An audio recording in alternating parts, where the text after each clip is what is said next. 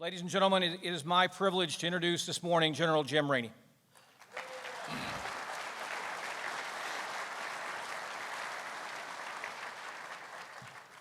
Thanks, Scott. Yep, good. Everybody hearing me okay? The cheap seats, good. This is Command Sergeant Major Brian Hester, who's the Command Sergeant Major of Army Futures Command, and it's going to help me if we get hard questions. So gotta have. Everybody needs a NCO taking care of him, including me. And he's one of the finest we got in the Army. And I prepared my remarks. I didn't know there was going to be media here, so I'm going to tone that down a little bit. But I know Ashley's out there somewhere. I saw her article this morning. But I know you want me to talk about, can I tell my General Moore story? Okay, this is too good to not share. So I love this place, the community. It's awesome, and I cannot think of a better soldier to have named this great post for than Hal Moore. And if you haven't read about him and you don't know him, you're negligent as a professional, in my opinion. Hey, Johnny. So I deployed to combat as a brigade XO and ended up taking command in combat from somebody who got fired, which is way easier than going to NTC and doing the train up and everything. So I would recommend that to anybody that gets that opportunity. So I'm coming back. I'm in the Great 1st Cavalry, 1st Team, and had never been in my headquarters, obviously, because I deployed. And so I'm coming back, literally, like we do the welcome home thing, and General Corelli calls me and says, hey, Hal Moore, General Moore, is going to be here tomorrow. And since you're 2-7 and 1-7's not back yet, I'm going to bring him to your headquarters tomorrow. So I'm like literally hugging my wife. Got a mission tomorrow. So, and my sergeant major was new also, and he'd never been in the headquarters. So I said I should at least drive by and check the place out. Now, I've read General Moore's book, and he talks about trophies. So I go in the headquarters. If you've been to the 1st Cav, you know, I don't know if they still do, but at the time, you'd come up the steps, and there'd be a battalion on the left, battalion on the right, two staff duty desks. And on both sides, there were floor-to-ceiling trophy cases. And one of the things General Moore wrote about is there's no second place in combat. So when you go to a unit, you can tell everything you need to know about them by looking at their trophy case.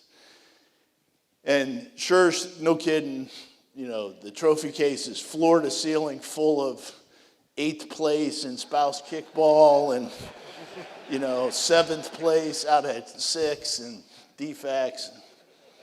So I tell my sergeant major, like, get rid of everything that is not a 1st place trophy. Then I had a dilemma because I try and be a good teammate, but I really didn't like the other battalion commander, kind of Courtney Massengill kind of dude. So I couldn't leave him hanging, but I'm like, hey, man, have you ever read General Moore's book? He's got this thing in there about trophies. It's really interesting. You should probably read it tonight. I figured that met the good teammate standard, right?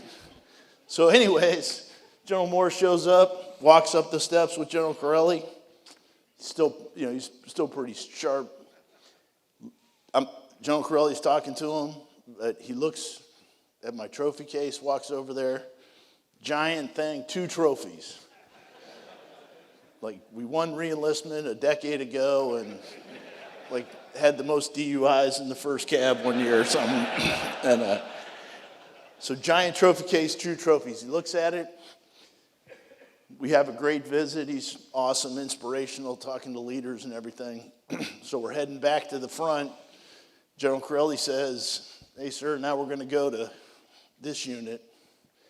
And he takes 2 steps, looks at their trophy case and says, this is a sorry unit. Let's go somewhere else. And the moral of the story is there's no second place in combat, fellas. You know, talk to these gentlemen. Most of you have combat experience. But we exist to win. You know, some people say fight and win. You know, if you can win without fighting, that's better. And if you fight and don't win, doesn't matter. So I'll never forget. If you've not read and studied General Moore, you're missing out. Okay, but that's not what General Buzzard asked me to talk about. So the changing, you know, let's talk about the future of war. Near future, long-term future. And if you're in command of something now, you're probably caring about the next couple years. So I'll kind of go left to right, but you know, all of you back there are going to be up here at some point in time. So I think that before you start talking about what is going to change, I'd like to talk about what indisputably will not change. Controlling for the known, if you're trying to figure out the future, because you're never going to get it right. It's just don't get it really wrong and be able to adapt faster than your enemy, right? So I would offer there's three big things that are not going to change. Number one is war is a contest of will between human beings, right? People, men and women, soldiers. That's not going to change. Look at what's going on in Ukraine and Russia right now. You are seeing the difference between somebody who's fighting for something they believe in against somebody who's not. And this is one of our superpowers as the U.S. Army, is our people. So that's important. Number two is land is still decisive, right? Land is decisive. There's no air and maritime theaters, there's no land theaters, there's just joint theaters. But land as a domain is decisive. Every joint capability we have as a joint force is dependent on the land. People live on the land, cities are on the land, islands are pieces of land sticking out of the, I mean, it's just ridiculous. If anybody says that there's some of this discourse about, you know, the future of war being about whipping precision munitions back and forth, I think that's preposterous. Just be on the record for that. All domains matter. Land is going to be decisive in any fight, anywhere we have with anybody. Whether it's enabling our Air Force teammates, enabling the Navy, Marines, Space Force. And the third one that's really important is we're a values-based military. I believe the United States is going to continue to abide by the law of armed conflict. And that matters because that's what separates us from the people we fight. So we're not going to bomb cities indiscriminately. We're not going to whip HE ammunition into an urban area based on a SIGINT hit without, you know, the commanders who have done that. If you think about the seriousness of our profession, one of the privileges we're afforded by the citizens in Congress is under the right conditions, we're allowed to take human life. That's not something you should take lightly as a commander, right? So I believe that those three things, war is going to continue to be about people, the land's going to continue to be a decisive domain, and we are going to be a values-based military. So whatever we design an army to do, it better be able to account for those three things. Now, General Milley said this is the most disruptive period in history, so I'll defer to him. Indisputably, we're at the most disruptive point in time since before World War II, in my opinion. You know, the last time things were this crazy was when somebody figured out radios, airplanes, and combustible engines. I mean, it's that disruptive, and it's changing at a pace that's unprecedented in history. So what is going to change? We are going to have to learn how to fight under constant observation and in constant contact of some form or another. That's game changing. I spent my career as a maneuver officer figuring out how to use terrain effectively, how to use IV lines, figuring out where probable lines of contact and deployment are. So that's with space-based sensing technology, I think you got to assume that the enemy's going to be able to see you and you're going to be in some kind of contact. So, and again, I'm an optimist. It doesn't mean that we're doomed. It just means that instead of contesting observation, you're going to have to contest the enemy's ability to understand you. So he's going to be able to see me, doesn't mean he's going to be able to understand me.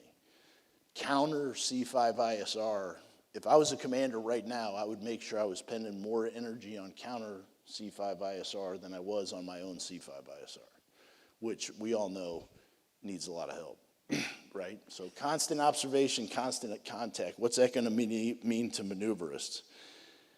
There's a lot of talk about offense and defense. I'm a little bit of a purist. Defense has always been stronger. Offense has always been decisive. So that's not the argument to have.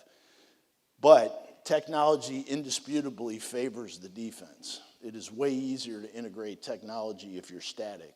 So the defense is getting stronger, and the offense is getting harder and more costly. Right? So the technology, you gotta wrestle that one to the ground. I hate to say this, I don't want to get run off the stage here at the Maneuver Center of Excellence. I think fires is going to bump up above maneuver again in the future.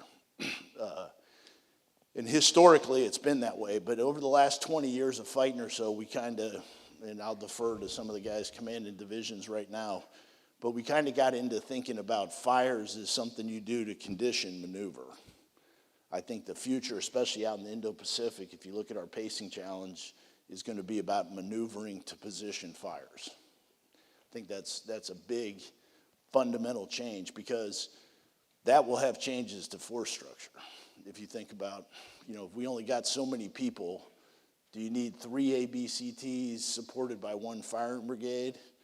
Or should we maybe look at some kind of balanced combination, or is the future, going to be a couple BCTs and 3 integrated firing formations with organic air and missile defense? So there's some force structure stuff there.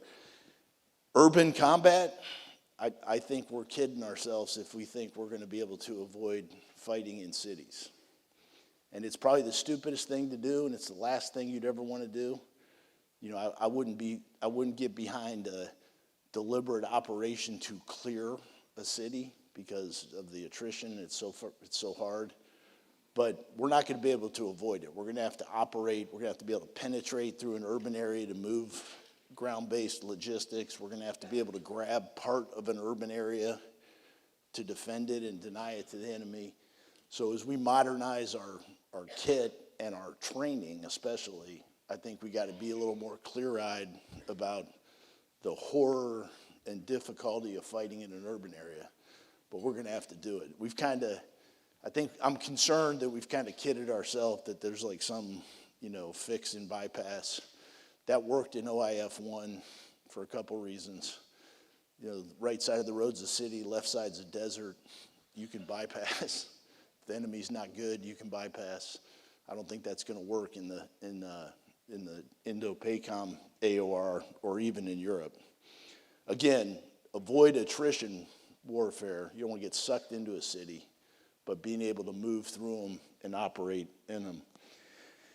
And then the last one is with technology, with AI, machine learning, data-centric. If you think about right now, we focus on 6 warfighting functions that we train our majors and lieutenant colonels to synchronize. Those 6 functions.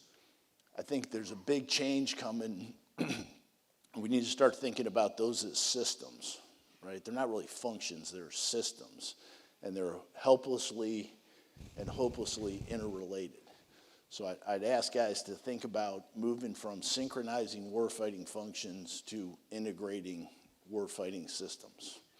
An array of sensors tied to the decider, the commander, right? Because the only reason we got a network is to do the command and control, which is why we have commanders. So how do we move from 6 warfighting functions that we synchronize to a no-kidding, complex, adaptive system of systems, sensors to deciders, to lethal and non-lethal firers, to the sustainment enterprise?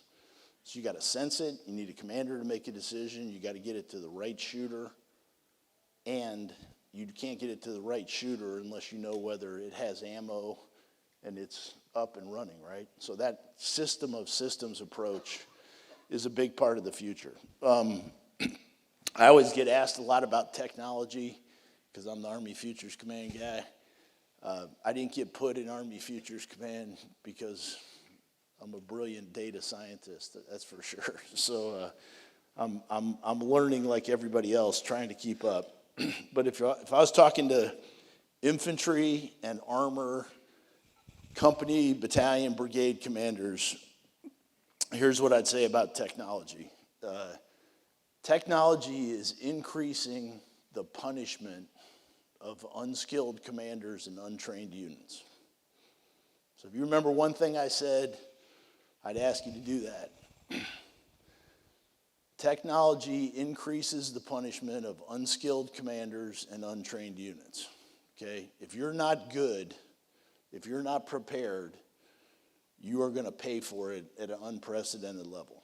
The butcher's bill that comes with not being competent, you know, if you're not as competent as you need to be, and you have men and women working for you, and you're not good, you are going to pay an unprecedented price the next time you get in fights. The margin of error, the mistakes, they're all gone. We're going to fight good enemies. They're going to be able to see you, and they've got range, lethality, and a magazine depth that's unprecedented. So, again, I'm an optimist because while that's a true statement, technology is also going to present unprecedented opportunities for people that are really skilled.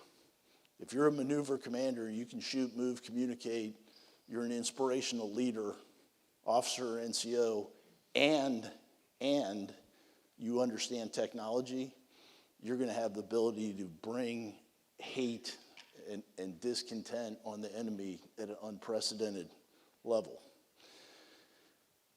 The reason that matters is no matter what happens in the future, the ability to do close combat, right? There's no scenario anywhere in the world, any point in the future, where the United States Army is not going to have absolute dominance in the land domain when it comes to close combat. Hopefully we don't have to do it, but you better be able to do it. Somebody at the end of the day is going to have to close that last 500 meters at night in the dark when they're smoked, and they might have to, they might have to kill people the old-fashioned way, right? It's not anything to glorify. I don't mean to do that. A lot of you have done it. But we better have rifle squads that can still stab people on the objective, and we better have armor platoons that can set stuff on fire, right? Again, not glorifying it, but we better have that competence, because that's what's going to deter the enemy. That's what the enemy's scared of. They do not want to get in a close combat fight with the United States Army, right? And the reason that matters is we would prevail in a war. I feel strongly about that, but nobody's going to win a war between superpowers. I mean, it is going to fundamentally change a lot of things in the world, right? So this is about deterring people that wake up every day and decide whether they're ready to take us on. And the way you guys, you men and women, go about mastery of the fundamentals of our profession, close combat at brigade and below, really company, troop, battery and below, is keeping America safe. It's keeping us free. It's preventing a war that nobody wants to have. And I'm excited. We got some challenges, but we got the right leadership. And I'll come back to General Moore, and then I'll shut up, let my sergeant major. But when that battalion, 17 Cav, when they landed in the Idrang Valley, stuff started coming off the rails, right? Like, hey, the S2 said there was a company here, it's a regiment, like that happens in combat. Like, you get it wrong.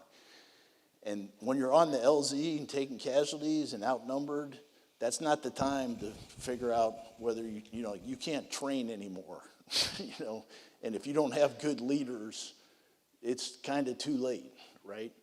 So whatever we do, the two asymmetric advantages we have as the United States Army is our people and the fact that we do maneuver warfare. And I'm not just saying that. I say this all the time. I'm not just saying it because I'm at the maneuver center. Our people, all volunteer force, right? Men and women that are fighting for something that they believe in and each other. The non-commissioned officer corps, which is our real superpower, right? Leaders, the quality and number of leaders we put in formations, vice anybody we're going to fight, and the way we build commanders. These battalion and brigade commanders, 16 to 20 years of development, nobody is going to put anybody on the battlefield that can deal with the complexity that a well-trained infantry and armor battalion and brigade commander can demonstrate. So whatever we do on the future, let's preserve that, right? Let's make sure we preserve that, especially the non-commissioned officer corps, right? We'll get bigger or smaller, but as long as we preserve that, we keep building leaders and we make sure our commanders are world-class, we'll be okay. And then the other thing is we don't do attrition warfare, right? We're not going to settle into trench warfare. We're not going to trade 5,000 U.S. soldiers, right? You're going to look at a problem and go, okay, that's a problem. I'm going to do some reconnaissance. I'm going to find out where they're not, find or create an opportunity and go exploit it. So we do maneuver warfare. And the only reason we can do maneuver warfare is we are the world's best trainers. We have good units have a ruthless approach to training. And General Pappas on the operating force and my teammate General Brito on the institutional guy, we know how to train better than anybody. So if we take care of our people, we pay the training price to be excellent at maneuver, we're going to be fine. The technology is going to come and go. People, maneuver warfare. That's what I'd like to leave you with. Okay? Thank you. Sergeant Major, you got any comments? Yeah, sir, just a couple things. So good morning, everybody. It's great to be back to where it all began for many of us here at Fort Moore. So the CG talked about what really, candidly, what we're trying to do at Army Futures Command is transform based on hoping that we can see the future about 50% right. So if we can see it about 50% right, that gives us a really excellent opportunity to still be decisive in the land domain in 2030 and 2040. But I'm not going to talk about that because I think you covered it very well. There's a couple things that I would like to talk about, though. So you heard the Sergeant Major of the Army talk about being brilliant at the basics yesterday. I still think that, non-commissioned officers are our superpower, but being brilliant at doing the things that only we can do with multiple reps and sets will equal our ability to be excellent at the time when we need to stab somebody in the neck or set something on fire. So regardless of what technology we put into formations, whether it's UAS, whether it's robotics, whether it's new EW, whether it's some other kind of sexy material that's developed by our scientists and our engineers, we still have to be able to do the basics of closing with and then imposing our will upon our enemy. And those really start with foundational basics. There are a couple things, though, that I believe each and every one of us, and I'm really talking to the non-commissioned officers that are in NCOES here at Fort Moore and the officers that are going through some form of PME. So as we look to develop material, and then as we look to develop all the things that go along with that material, think .mil-PFP, there's a very important thing that happens all across our Army with experimentation. It's called a soldier touch point. That's where we bring a new piece of material, a new idea, a new concept in development to your camp post or station, and then you, through the ASARC, provide us with a ready and trained unit to be able to experiment with that item of equipment or that concept or that organization that we're looking to develop in the future. This is vital for you to put your best effort in this endeavor for us, because your soldiers are soldiers, and those scientists, those material developers, those engineers are going to work with that in the dirt, learning lessons, and then they're going to implement those lessons immediately with that idea, with that piece of material. It also will allow you to get the thing that you most want as a trainer, as an officer, as a non-commissioned officer. You want sets and reps to build readiness. This opportunity with soldier touch points is an opportunity for you to build sets and reps. Also, you're going to get a look a little bit behind the curtain with regard to the things that we are thinking about from an Army Futures Command's perspective with regard to transforming our Army. We're not modernizing our Army. We're finding new tanks, we're finding new shoelaces, all those kinds of things. But what we're really doing is is we're transforming our ability to fight and win enabled by the basics, right? Bootlaces, you like that, right? That's good.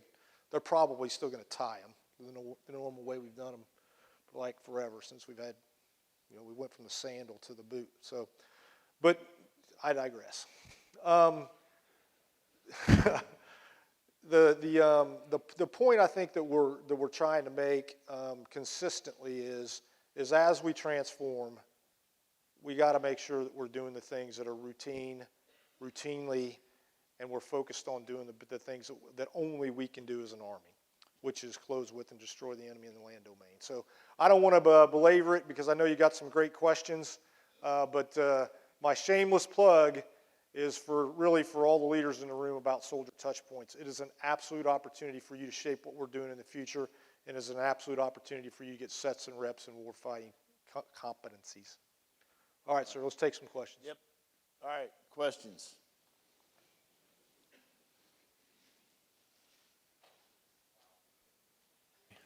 Can you hear me? We hey, win. Sir. All right, great. Hey, sir, Colonel Chris Budahas, I'm going to throw you a softball question here. Okay. Actually, it's 3 questions, but you're going to give us one great answer because I know you're smart. You're data analytically smart. I know that too. Hey, sir, how do you feel the military-industrial complex and academia is keeping pace with our desired military concepts and material needs as we take a look at 2030 and 2040? Are there areas where we can do better as military professionals collaborate with our industrial and academia partners? If so, how and what do you recommend? Thanks, Chris. Good to see you. Yeah, so I think I would flip it, like industry is industry, academia is, I think what can we do better in uniform? It's interesting, if you look back, Big Five type kind of, 20, 40 years ago, we would invent stuff in the military and give it to industry to scale. That's fundamentally changed now. The most innovative stuff is happening in private sector. The academic stuff, I don't worry too much about. We have pretty good reach into the academic institutions, and we fund a lot of innovative research. But industry is really the big opportunity to get better. I call it closing the acquisition kill chain, right? So the challenge we have is if you ask me what we need if I ask a great brigade commander now, like, hey, if you go to war next month, what do you want? We know that pretty clearly. You could give me 5 things you'd ask for, right? But we can't move any money inside 2 years. That's right. Now the opposite, you go out to 2030, we haven't even built a POM yet. We could do whatever we want fiscally in 2030. But I don't know about you. I mean, I got no idea. I kind of know what we would like to have in 2030, but I don't see 2030 with the level of clarity. That's where we need to partner better with industry to move those 2 things so where they use their money up front and we bring the clarity of requirements back to like a 2 or 3 year process. I think that's a very specific answer, but if we could do that, General Brito and I and our teams could do a better job of those 2 things, I think we'd get a lot better at this. But dual use technology, that's if you're talking to industry where they can build something that has an application somewhere and a military application, those are the opportunities. And the whole network falls into that category, so we should jump on that. Everybody's trying to do data, not just the military. Everybody's trying to get better at it. Okay, next question. No, it's early. Sir, I'll tee one up from the Slido. So when you talk about modernizing, you talk in terms of formation-based, not system-based, Yep. modernization and lethality. What do you see? What changes do you see? How do you envision BCTs changing in the future? Okay. Let me take the formation-based thing first. We buy kit, but we fight formations, right? That is our problem. My problem, I'm working on it. But we buy material and we fight formations. Some of you up this part, remember on the FOB, you're on the FOB in Iraq or Afghanistan, you're out on patrol. Everybody in the unit that's good is out on the patrol.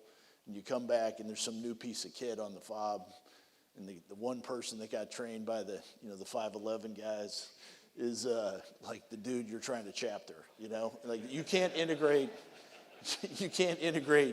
equipment that way. The good news is we got this thing called TRADOC that is the world's masters at putting together doctrine, building an FDU, the organization correctly, training leaders to fight it, training soldiers to use it. So we got to go fast, but we should never go so fast that we put material in a formation instead of putting capability. That's what I mean about formation based. I worked for General LaCamera. Some of you know him, incredible warfighter. And he used to tell our formations that, you should be able to trade kit. You should be able to trade kit with the enemy and kick their ass. Now we don't want to do that. American men and women, fighting men, we should give them the best possible kit. But, if you're an infantry platoon, if you're an armor company, you should be so well led and so well trained that you could trade off your kit and still whoop them. I would expect an armor platoon of T-72s with U.S. non-commissioned officers and tankers to be able to kill a battalion M1s. That's what tank platoons are supposed to kill a battalion. Now, it'd be a little rough. I'd be moving, and I'd make sure I was doing maintenance. But, right, so we got to make sure it's the people and the training, and then the material is extra credit, added value, right? And we're doing good. Next-gen squad weapon, ENVG. There's some game-changing lethality technology coming in to the formations. The BCT thing, we built brigade combat teams. I commanded one. I commanded a division full of them. It was the right thing at the right time. My brigade combat team was responsible for a third of Iraq. Everything from drinking chai to chasing Iranians and everything else, right? That's not the future. 30-day fight against a good enemy, trying to get across a river, trying to breach a 5K minefield.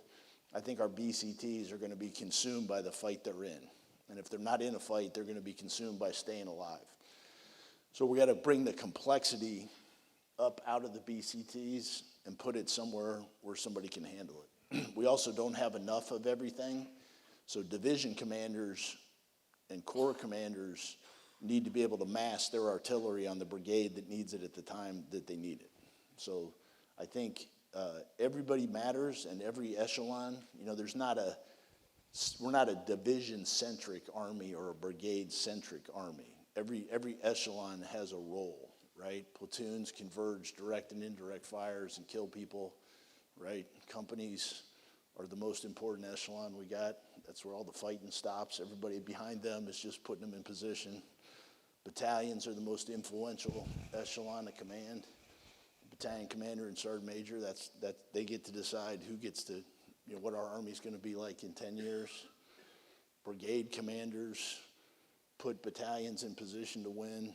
Division commanders are accountable for the close fight. Corps commanders do JTFs, converge, joint effects, right? But our BCTs, our A's are way too heavy, got too big a log tail, right? We're in great shape if somebody invades Texas. Otherwise, we got some problems getting we got the best things in the world, but we got to get them somewhere. And even if we pre-po them, we can't protect them. So our A's got to come down in weight, and they got to come down in log tail. And our IBCTs, on one hand, I think they're our best formation because they got the most rifle squads in them. But they got 1,400 vehicles, and so I kind of think there's a light and motorized BCT out there in the future on the light side. And but that'll all happen through experimentation, and nobody's going to start doing anything crazy without spending some time out at the CTCs figuring that out. All pre-decisional, of course. Okay, anybody else? Sir, you got a question here on the left side. Sir, Captain Vaughn, currently an MCCC student. So you just talked about lethality with some of the new pieces of kit with ENVGBs and the next-gen squad weapon. Yep. In 2017, the Chinese were able to conduct a quantum encrypted video teleconference from Beijing to Vienna. Yep. So beyond the lethality piece, what other systems and network gaps are you most concerned about? Yeah, well, quantum is, that's like a serious space race type kind of problem that we're doing a lot better than people think on. But, so you mentioned the network. I mean, that's number one to me. I mean, if we don't figure out, and again, the only reason we care about the network is because we care about command and control. And the only reason we care about command and control is the commander is the most important human in a formation. Everybody's of the same value, but we're commander-centric. That's like one of our superpowers, right? Commanders command, staffs control. You can't do either of those without a network. But we got to take an appetite suppressant. We got too much crap. It's too complicated. We got to get back to really being able to fight a close fight with a network that has got a pace plan that you're going to be able to count on. And then commanders need to start, you got to, and I'm not being critical because it's easy when you're up where I'm at, but you can't complain about your network, right? You can't wait for somebody to come up and give you comms. You got to fight for it. You fight the maneuver warfighting function, you fight fires, you got to fight your network. You got to maneuver and say, this is the point in the fight where I have to have comms, so I may not have comms here so I can get my comm. We used to do this. It's not that complicated. You'll be able to figure it out. But we need a pace plan. And commanders, I think there's three things you need in the network. And you got to be able to have voice comms between commanders, because when you're in a firefight, you got to be able to hear their voice. You don't need voice comms with everybody, but you need voice comms between commanders. You need a common operating picture. And the key word there being common, not picture, right? Not to insult anybody. But if you're planning a mission, you're getting ready to LD, what can you guarantee that everybody 2 echelons down can be looking at? And sometimes that might be a map, and sometimes it might be digital, but you're the commander, so you got to figure that out. And then the third thing is you got to have access to Army and joint fires, which are digital. But that's all you need to win a fight.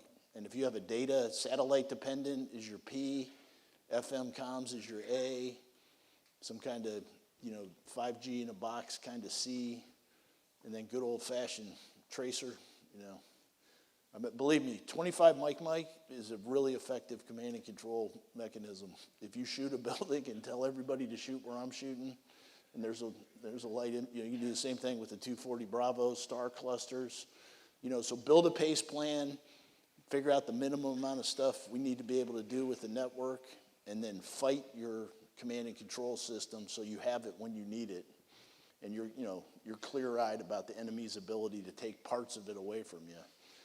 I think that's how we have to approach the network, and that's my number one concern going, because nothing else works, right? We've got a protection problem, we got a fires problem, but if you don't fix the network, then we're not going to be able to do any of this stuff. Thank you, sir. But it's a great question. So the next The question. Chinese, this is interesting. General Flynn, masterful. One of the things that we will never, I don't think, the United States is ever going to go to data-based decision-making, right? I think the United States Army is always going to use data to inform a commander's decision. And that is a big advantage that we have. If the Chinese or the Russians or anybody else go down a path of data telling a commander which way to go, then that's a huge advantage for us, because that's an opportunity to disrupt that significantly. I only half joke around that when the United States Army loses, when our company troop battery, when they lose commo with higher in the U.S. Army, we get better. I'm not kidding.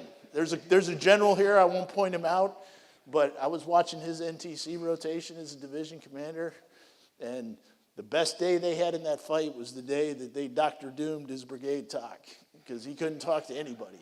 And the battalions just said, well, that's interesting. And while they were figuring out what the hell was going on, all the company troops in that brigade just I can't talk to anybody. Hey, let's get security out. Let's go grab some high ground. Let's see if we can find some bad guys and start killing them. So I told I told the COG, like, hey, hit the brigade talk every day the rest of the time. This is the only hope we got. And I am only joking about that much on that.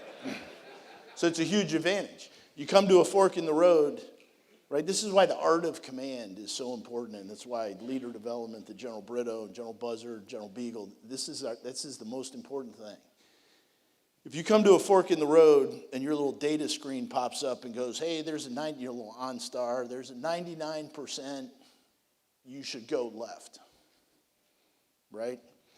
Our commander, me at least, I would look at that and go, okay, if it's that freaking obvious, the enemy knows my ass is going that way, so I'm going to go this way. You know, I'm going to attack from the low ground. I'm going to set an ambush the exact opposite place of where I should based on everything I've read, right? The art of command. Or better yet, some of these guys, some of you that are even more innovative than me would say, hey, why can't I go straight? You know, why do I got to go left or right? Like that kind of stuff, that art of command, no computer is ever going to do that. No computer is ever going to do ethical decision making, and no computer is ever going to practice the art of command. So it's a combination. How do we use data to inform our commanders and make them better without walking away from the thing that makes us the best army in the world? Sir, can I pile on Yeah, that? please. What I'd like to add in the story about the Chinese. So Chinese platoon, an American platoon, middle of the night, walking, doing their thing. Chinese platoon probably has one leader, the platoon leader. The American platoon has, anybody want to take a guess? I think it's 12. So in the event that they make contact and we have the advantage and we can kill that one leader in the Chinese platoon, chaos ensues, and we win very decisively and very easily. If something was to happen, and it's nothing against young platoon leaders, and that was the opposite, and our young platoon leader got killed, we still have a platoon sergeant, 4 squad leaders, 8 team leaders, and then a bunch of young men and women that really want to lead. So this is our superpower and our advantage, which is the development of leaders. You know, it says go left, 99% go left. Your intuition as a commander, your intuition as a leader, your understanding of the enemy in the terrain and your situation told you should go right or told you should go down the middle. That's the advantage, right? That's the real advantage, no matter what tech we put in your platoon. And we can talk about tech craft maybe at the end of this. It really still goes back to the people business. The commander-centric, you know, the boss always talks about how great our non-commissioned officers are. For all the commanders in the room, our commanders are the best in the world also, right? And the reason why we have great non-commissioned officers is because about 50 years ago, our commanders decided that we needed to have great non-commissioned officers, and they started empowering us to do the things that we do better than anybody else in the world. It makes us the envy. So it goes back to that multiple leaders at echelon and the ability to lead and develop to get after what really matters, which is our people. So we have time for one more question. This one will come off of the Slido. Coming up on Project Convergence, which is our Army's #1 exercise, but it's also an experiment. What do you and Sergeant Major hope to learn or to validate from this year's Project Convergence? Yeah, if you don't know, Project Convergence is not a one-time event. It's a persistent experimentation campaign. And General Pappas and I are like this. You know, we don't want to ever experiment to the point that it detracts from the quality of the training. But we're good enough to go out and do good, tough training and inject a little bit of experimentation and learn from that. Especially in the network, since it doesn't work anyways. We can experiment there a little bit. But we need the help of the operating force. We got to be able to say, like, hey, if we gave you this kit, this capability, human-machine integrated formations are coming, you know, combination of humans and robots. I personally say all the time, no blood for first contact. Okay, the technology today, if we go to war, and you know, you always have a bad day, but generally speaking, we should not ever trade blood for finding out where an IED or a minefield or an ambush, I mean, it's inexcusable. Professional malpractice, given the state of technology, especially space-based. So how we integrate humans and machines, robots, lethality, get the weight off of our squads and platoons, right? So like that, as we do that, we got to come out, the Sergeant Major's point, we need platoon sergeants and platoon leaders to go, well, platoon sergeants and company commanders to go, like, hey, that doesn't make sense, you know, but nothing against lieutenants, but it's an experiential thing. You know, hey, it'd be better if you could do that, or why can't you do this? That's what makes experimentation better. Project Convergence, year-long thing. We're integrated in Indo-PACOM, Europe, Corps Warfighters, CTC rotations. And then about once every 12 to 18 months, we do a big spiral, spend a bunch of money with the Joint Force out of Pendleton and NTC. The big ones are the network, the merger of offensive and defensive fires, and how we're going to sustain ourselves in the future are kind of the big three learning objectives that we're working on. All right. We good? All right. Hey, listen, I am very confident that we're going to be fine as the United States Army. You know, we do this every now and then. We got some challenges now. We had challenges in the past. Op tempo was always high. No point in my career do I recall sitting around looking for something to do, you know, and making sure that we get the leadership right, and making sure we train, then the technology will keep up. We'll be okay. If we don't get it right, we got young men and women that can adapt faster than the people we're going to fight, and we're going to be fine. Because of you all back there, you know. What we need everybody to do is remember that this is a profession. This has nothing to do with AFC, but since I got another minute, right? We don't have jobs, right? I'm not insulting anybody, but we don't work at the Army. We are the Army. This is a profession. We got 3 requirements: character, competence, and commitment. You guys live that every day. Make sure you drive that into your formation. You got to be high character. You got to be able to do what we expect you to do, and you got to put the frickin' work in, right? You can have work-life balance, but when you got a guide on, or you got a diamond or a wreath on, you know, that's the work time.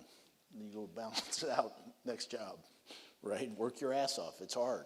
It's the frickin' Constitution of the United States, and 18-year-old men and women living or dying. You ought to be able to get fired up about that. And if you can't, you know, well, we just need you to do that. But I'm 100% confident in you. I'm going to retire out in West Texas in a couple of years. I'll lock down a couple hundred acres, and I'm sure you guys are going to handle the rest of keeping this the freest and greatest country in the world. So God bless you all, and thank you very much.